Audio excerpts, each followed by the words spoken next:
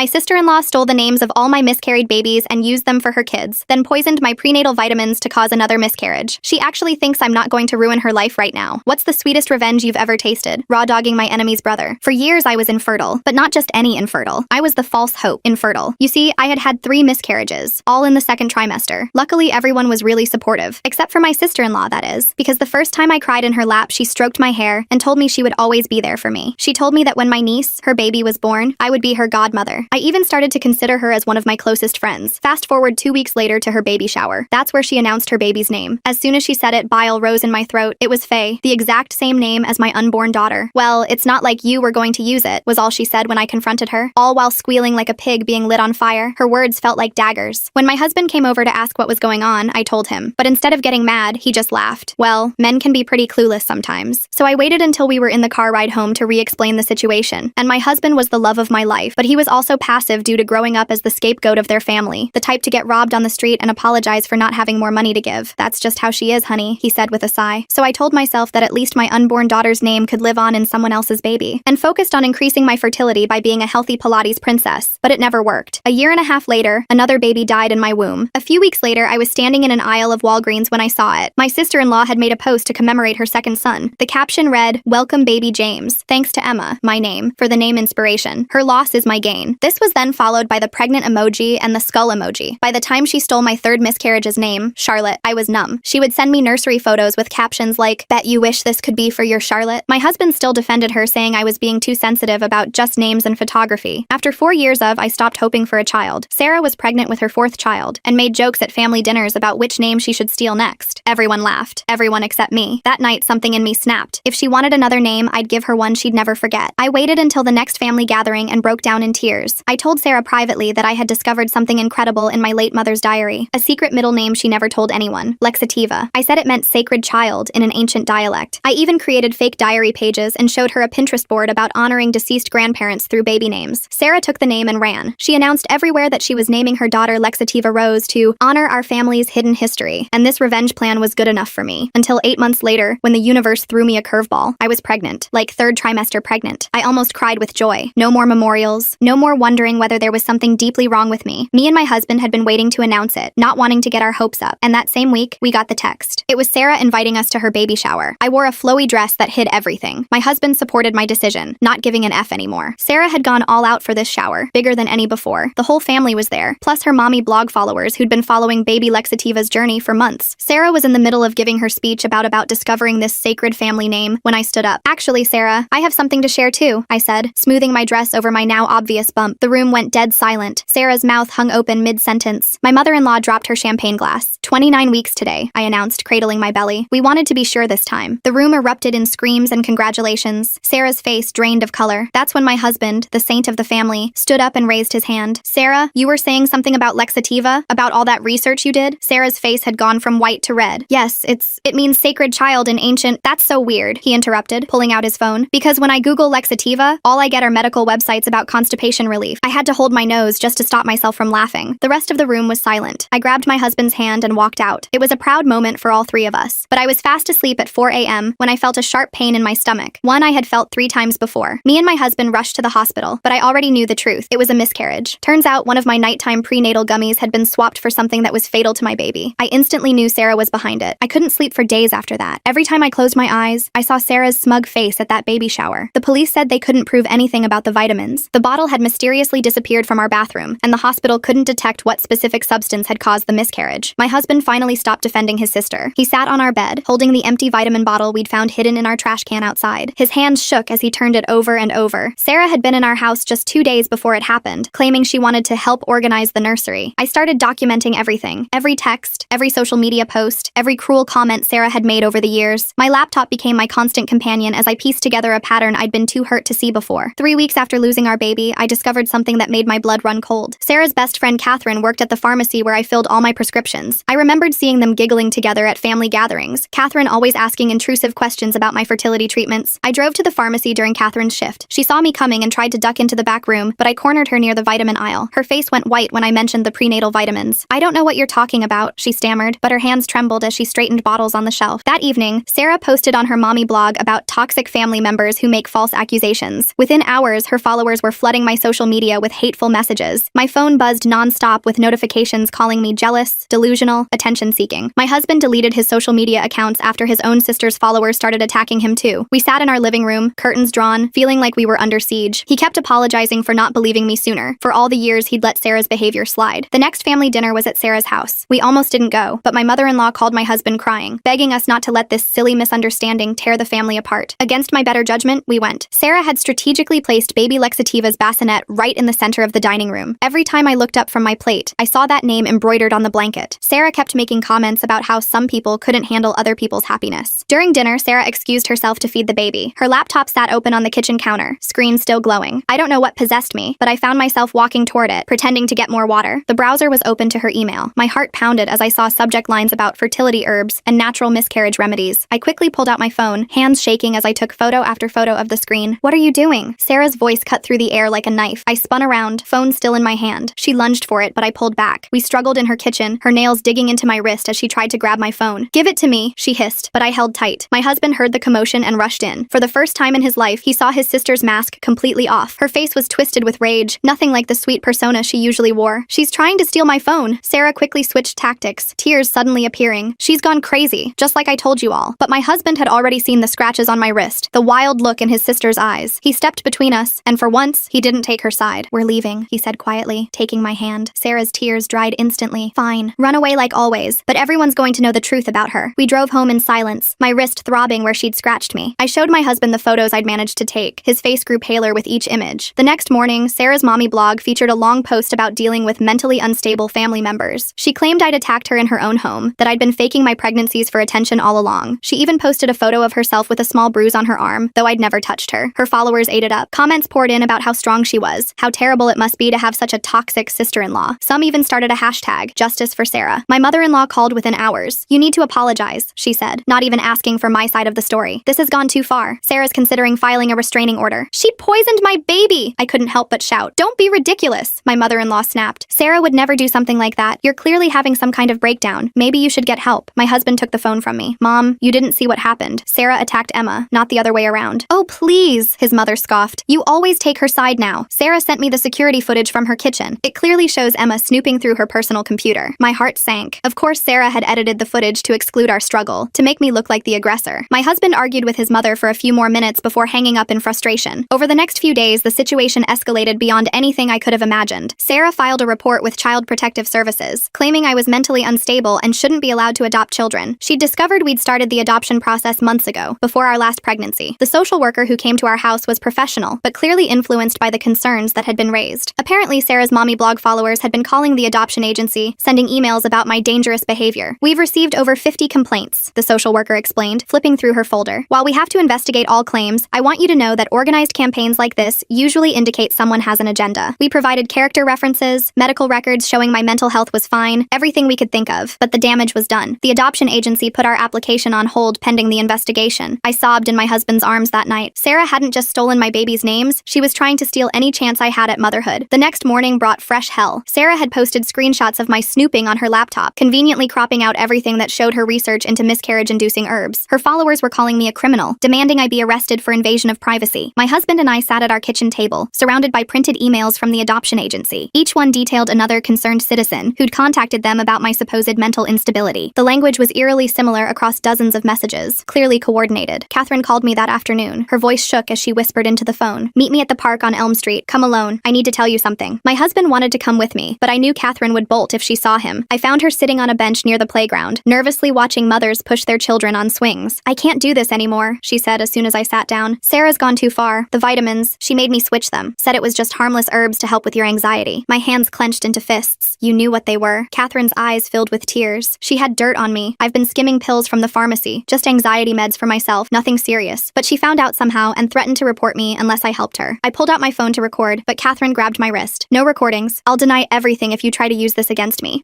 I wanted you to know I'm sorry, and to warn you, she's not done." "What do you mean she's not done?" Catherine glanced around nervously. "She's been stealing your mail, has copies of all your adoption paperwork. She knows which agency you're using, who your caseworker is, everything." My blood ran cold. We'd been wondering why some of our mail seemed to go missing. Catherine stood to leave, but I grabbed her arm. "You have to tell someone. The police, the adoption agency, anyone." She yanked away from me. "I can't lose my job. I have kids too." She hurried away, leaving me alone on the bench. That evening, my husband installed security cameras around our house. We changed all our locks and had our mail forwarded to a post office box. It felt like we were preparing for war. Sarah's next move came at Thanksgiving dinner. The whole family gathered at my mother-in-law's house, tension thick enough to cut with a knife. Sarah arrived late, making a grand entrance with all 4 of her children dressed in matching outfits. During dinner, she kept making pointed comments about people who can't let go of the past and the importance of mental health treatment. My husband's jaw clenched tighter with each jab, but he stayed silent. Then, as we were clearing dessert plates, Sarah stood up and clinked her wine glass. "I have an announcement." The room fell silent. Sarah's hand moved to her stomach in that familiar gesture I'd made so many times before. "We're expecting again, and I've already chosen the perfect name." My mother-in-law gasped with delight. "Oh, Sarah, how wonderful." "Yes," Sarah continued, her eyes locked on mine. "If it's a girl, we're naming her Margaret, after Emma's dear departed mother." The room spun. My mother had died just 6 months ago, her name the last sacred thing I had left. I stood so quickly my chair toppled backward. "You wouldn't dare," I whispered. Sarah's smile was pure venom. "Why not? It's such a beautiful name, and someone should use it since you clearly can't." My husband was on his feet now too. "That's enough, Sarah. You've crossed every line." "Have I?" Sarah's voice rose to a shriek. "She's the one who broke into my computer. She's the one spreading lies about me. I'm just trying to honor family traditions. By stealing the names of dead babies?" My husband's voice was deadly quiet. The room erupted. My father-in-law started shouting about keeping the peace. Sarah's husband looked confused, asking what was really going on. The children started crying. In the chaos, Sarah grabbed her phone and started live streaming to her mommy blog followers. "You can see how I'm being attacked in my own family," she said to the camera. "All because I want to honor my sister-in-law's mother." My husband grabbed my hand. "We're leaving." As we headed for the door, Sarah called out, "Oh, Emma, you might want to check with the adoption agency. I heard they received some very interesting information about your mental health history." We drove home in silence, both of us too angry to speak. When we got home, there was a message on our answering machine from our adoption caseworker, asking us to call urgently. My hands shook as I dialed the number. The caseworker's voice was carefully neutral as she explained that they'd received documentation, suggesting I'd been hospitalized for psychiatric issues multiple times. "That's not true," I said, my voice breaking. "I've never been hospitalized for anything except my miscarriages." "I understand," she said, "but we need to investigate these claims. Can you provide your complete medical history?" After I hung up, my husband found me sobbing on our bedroom floor. He held me as I cried, whispering promises that we'd fight this, that Sarah wouldn't win. The next day, we went to the hospital to request my medical records. The administrator pulled up my file, then frowned. "This is strange. There are entries here I don't recognize." My heart sank as she showed us the screen. Someone had added fake psychiatric admissions to my electronic records, complete with diagnoses of delusional disorder and pathological lying. "This is fraud," the administrator said. "We'll need to investigate how someone accessed our system." It took 2 weeks to get the fake entries removed and documented as fraudulent. During that time, Sarah escalated her campaign. She created fake social media accounts in my name, posting unhinged rants about wanting to steal other people's babies. She sent anonymous tips to my employer about my mental instability. My husband started recording everything. He bought a small camera he wore on his shirt, documenting every interaction with his family. His mother called him paranoid, but he didn't care anymore. The breakthrough came from an unexpected source. Sarah's eldest daughter, Faye, now 8 years old, called our house one evening when her parents were out. "Aunt Emma," her small voice said, "I need to tell you something. Mommy makes us lie about you." My husband quickly started recording as Faye explained how her mother made her and her siblings tell people I was mean to them, that I scared them, that I said bad things about their family. "She practices with us," Faye said. "Makes us repeat the lies until we say them right. I don't want to anymore. You've never been mean to us." We saved the recording, adding it to our growing pile of evidence. But Sarah must have found out about Faye's call, because the next day she posted about how I was manipulating innocent children and turning them against their mother. Her followers were rabid, sending death threats to my social media accounts. Someone posted my work address, and protesters showed up at my office with signs calling me a baby killer and child predator. My boss called me into his office. "I know this is personal," he said, "but it's affecting the company. Maybe you should take some time off until this blows over." I was effectively suspended from my job. Sarah had managed to destroy my reputation, my career prospects, and my chance at adoption, but she wasn't satisfied yet. 2 weeks later, my husband's grandmother celebrated her 90th birthday. We debated not going, but his grandmother had always been kind to me, and I didn't want to disappoint her. The party was at a restaurant, neutral ground we thought would be safe. Sarah arrived late, as usual, making sure all eyes were on her. She air-kissed relatives and gushed about her pregnancy, now showing prominently. During the cake cutting, I excused myself to use the restroom. Sarah followed me in, checking the stalls to make sure we were alone before turning to face me. "You should just give up," she said conversationally, applying lipstick in the mirror. "You're never going to be a mother. The adoption agency has already rejected your application." "Oh, didn't you know? I have a friend who works there." I stayed silent, remembering my husband's camera was recording everything. Sarah continued, mistaking my silence for defeat. "It was so easy, really. Catherine at the pharmacy, my friend at the hospital who helped with your medical records, the social worker who owed me a favor. You never stood a chance." "Why?" I finally asked. "What did I ever do to you?" Sarah's reflection smiled at me. "You married him. You took my brother away from me. He was supposed to always put me first, and then you came along with your fertility sob story, and suddenly he cared more about you than me. So you unalived my babies?" Sarah laughed. "I didn't unalive anything. You did that all on your own. I just helped nature along with the last one. Consider it a favor. You're clearly not meant to be a mother." I left the bathroom without another word, my heart pounding. everything. We finally had her confession on tape, but when my husband checked the camera that night, the battery had mysteriously died just before Sarah followed me into the bathroom. We had nothing. The next blow came from Sarah's husband, who called my husband asking to meet privately. We assumed he was going to threaten us, but instead, he looked exhausted and defeated. "I found her journal," he said, sliding a leather notebook across the table. "I wasn't snooping. It fell out of her purse. I think